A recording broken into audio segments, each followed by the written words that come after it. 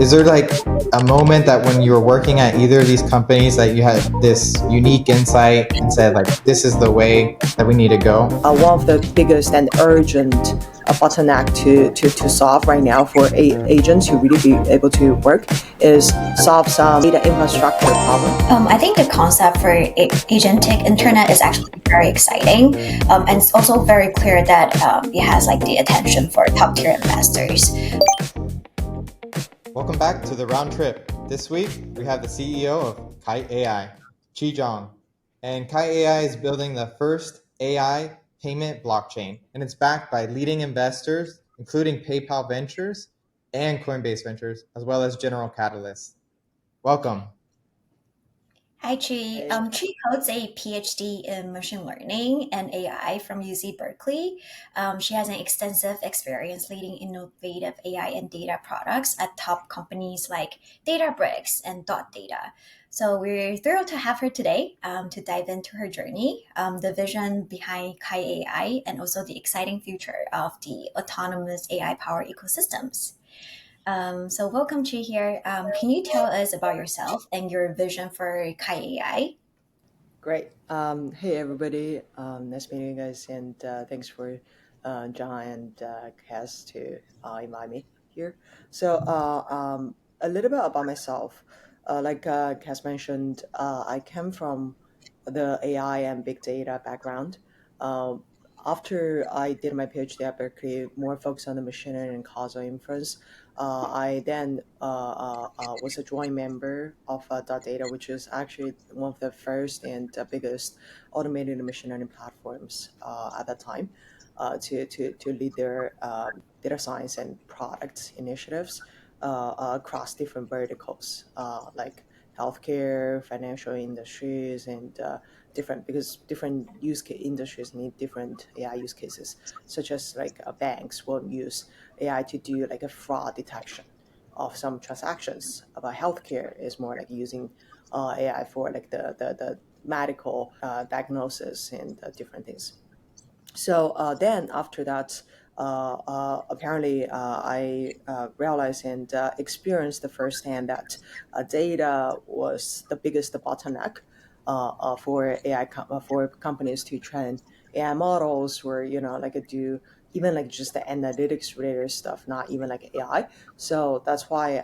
And then after that, I exited the company and joined Databricks to lead the product management there for their data engineering solutions. And after that, I co-founded Kite with my co-founder Scott, which we have a simple mission for Kite. Is We believe the future internet will be dominated by machine players such as AI agents than human. That's what we experience right now. So in order for machine to really move seamlessly and smooth on internet, to help human, to help business, help organizations to complete the workflows, or like help you to buy grocery, help the business to do hiring and interview and all different things, the agent need to have one identity to prove that who they are, and second, the capability to pay and get paid instantly and safely. And third is you want them to do things that with clear limits or clear guidance. You don't want them to be out of control. So that's is like the inspiration, or like the initial goal of building Kite, which is building that programmable trust infrastructure, or like a framework that unified identity, payment, and governance in a programmable way, that allow agent to really act on behalf of human or behalf of anybody with clear guidance. So, I mean, you have this unique background at Data and Databricks. Data is like one of the four core pillars of the AI sector, and then yeah, machine learning plays a big part, especially with training models. Yeah, you mentioned this like agentic framework, the payments, the identity. Is there like a moment that when you were working at either of these companies that you had this unique insight and said like, this is the way that we need to go? It's a good question. I think, like you said, right now, people usually say that AI include has four pillars. It's even like last year, people say AI has three pillars, which is data, compute, and the model. This year, probably people will add agent into the pillar framework. But for me, my background and experience was mainly at in the AI, in the data and the model piece, because in my PhD, I was more like training models, doing like more the machine learning and AI scientist work, and then later on at Databricks is more like data. I think till earlier last year, I was more thinking the bottleneck of AI is like data. Of course, like people are talking about compute is the bottleneck, and that's why NVIDIA over the last 2 years or 2.5 years grow crazily. We were joking it used to be just a video game chip company, but now it's the biggest company in the world. I think the compute side, but it's more like out of it's not like really my expertise. But when it comes to data, I think that was definitely still one of the biggest bottleneck in when you come to need high quality data, high quality unique new data to train model. And right now, when it comes to agents, if you talk to the agentic companies or like the data infrastructure companies, they will still point it out. One of the biggest and urgent bottleneck to solve right now for agents to really be able to work is solve some data infrastructure problem. For example, if you want an agent to work to help you trade a cryptocurrency, they need to access a lot of like data in real time. For example, like the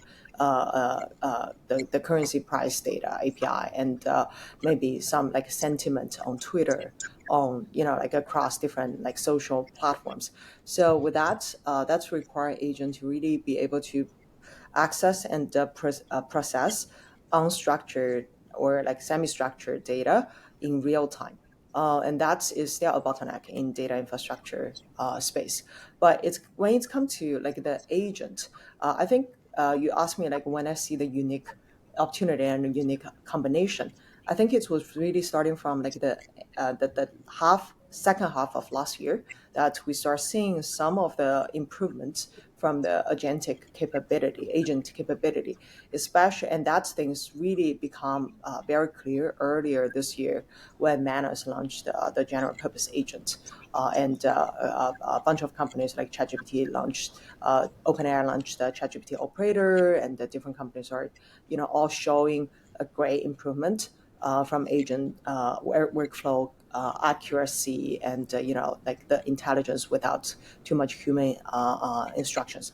So with all of that, I think the inspiration again to me and to our team is um, now if we are, let's say, not doing like we're not building a company that's a compute company like a GPU cloud company, or like doing things like a scale AI or Databricks, which I still think they're both great, probably one of the greatest companies in the industry. If we're not doing that, then what is the next biggest opportunity for startups like us to really like focus on? Then I think that is where we think like a agent or agentic infrastructure in general is like a great, like one of one once in a lifetime opportunity. Because if you think about internet from now on, it has been probably already over uh, 30 years, starting from like 1995. And over the last 30 years, it was still mainly built for human, from like the desktop-based internet to like a mobile-based internet. And a lot of things from like, authentication, verification, payment system using credit card, and you have to put in like CVV, those visual things. And the website, the front end, everything is built for human, optimized for human, like experience, vision experience, and hearing experience, and everything. So I think that's will be very different for like a Mhm. machine actors or from Yeah. AI agent actors. Yeah. So yeah, it seems like agentic payments is what a lot of people are focusing on. Mm. Visa, Google, and recently, like back earlier this year, X402 with Coinbase. Is there like a general direction that you're leaning towards, and like how do you see agent to agent payments? Very good question. So there's a few things I want to clarify here because we keep getting the questions out of curiosity, out of also like a caring from our friends, from our even like sometimes investors about what did you see that X42, Google A2A, or like recently the agent payment protocol AP2. One is we first of all really appreciate and welcome those standards coming to the industry, which first of all, like what we are building, a turn down rate is what we are building is 100% compatible to all those like open standard those giant tech companies are proposing, and what we are focusing on is more like the infrastructure that's our settle doing like the where the settlement and verification layer that any like agentic payment transaction, agentic identity verification can happen on our layer. So think about X42, A2A, AP2 are more like if you're familiar with like the Ethereum terms like ERC20, ERC721, and all those like different standard, that we Mhm. are that Ethereum blockchain that's built for like the agentic transactions, including payments. So Mhm. then what makes us so excited and so like grateful for like those standard that Coinbase, Google, and a bunch of others proposed. Even like I think Visa recently proposed like a Agentic Commerce protocol. It's all because those things need to be there in order for you to be able to run like like run on our infrastructure. Just like if we need if we're driving a car, we go to like a gas stop, then it will say which gas level you want to choose, right? Like 85, Mhm. 87, 89. That's the standard you're defining, but that doesn't block you from like building your car or like building a gas stop. So that is I would say a public goods that they're doing. And usually, honestly speaking, I think the public goods can only be led and pushed and like really promoted by giant companies, not Mhm. necessarily like a big company, not necessarily like startups. I think the concept for agentic internet is actually very exciting, and it's also very clear that it has like the attention for top tier investors. For example, like you guys recently raised 33 million, which is huge in funding. With like John mentioned earlier, with PayPal Ventures, with General Catalyst, and finally with Coinbase Ventures, and I think that's a very strong confidence where we see the um, investors have for your team and also for the vision that you have.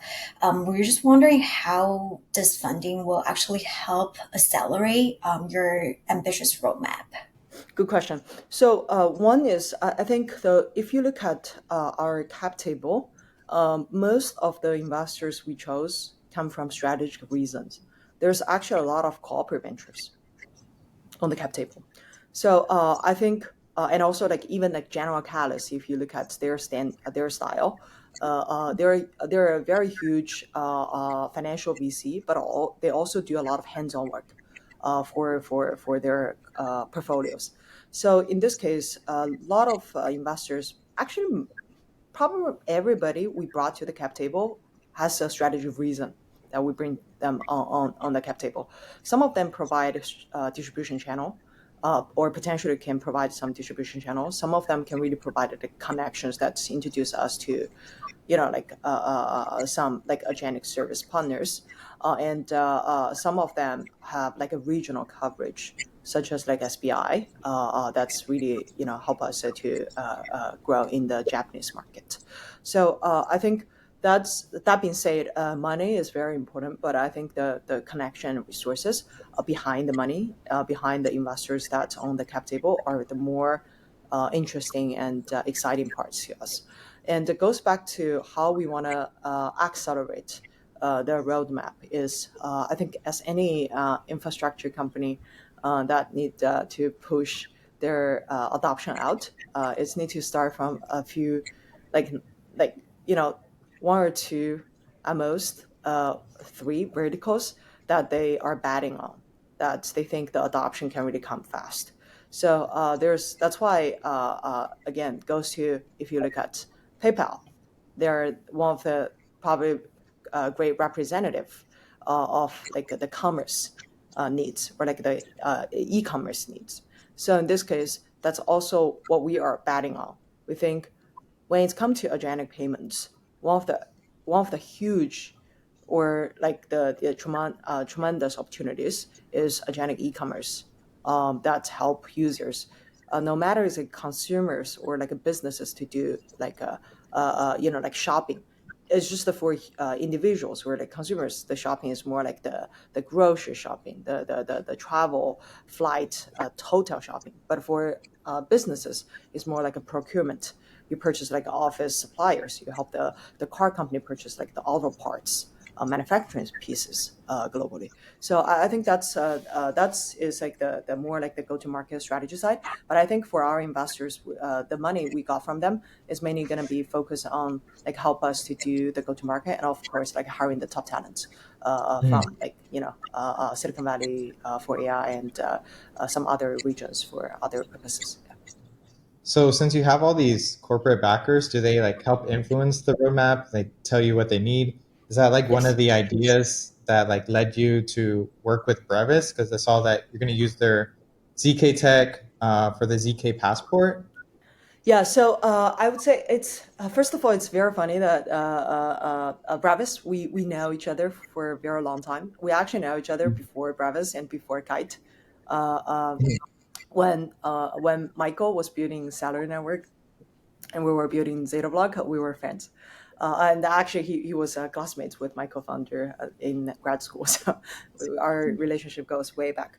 But the reason we actually really appreciate what they're building is, I would not say, I would say it's not necessarily because of the corporate investors on the cap table. It's just it's just the thesis we have, because we think if but that is actually influenced or also like inspired by our investors when we talk to them, right? Like what actually, if you go to talk to PayPal or like a bunch of like Visa and those people, a very interesting comments they will keep emphasizing to you is payment is all about trust, and trust is all about identity. So then that's why like PayPal, as probably one of the biggest global payment network in the industry, what they're proud of saying themselves is they're actually the biggest global individual identity network.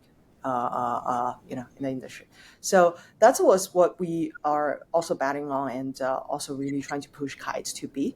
So in order for you to be like the payment settlement, we have to have this programmable trust infrastructure that include like, the payment, include identity payments and governance. That is where like the trust piece, and like the finally like then layer lead to payment piece. So when it comes to identity, come to verification, one way to do that is ZK way. So that's why Brevis solution was one of the very interesting and promising like approach for us to solve some of the verification piece, including like the privacy piece. And another reason is Brevis is also like a building up like the state channel type of approach. That's really was one of the thesis earlier when we start thinking about Kite, because we think agentic transaction or agentic payments will be machine speed. It's not human speed, which means it's like a very high frequency, real time and high throughput type of transaction.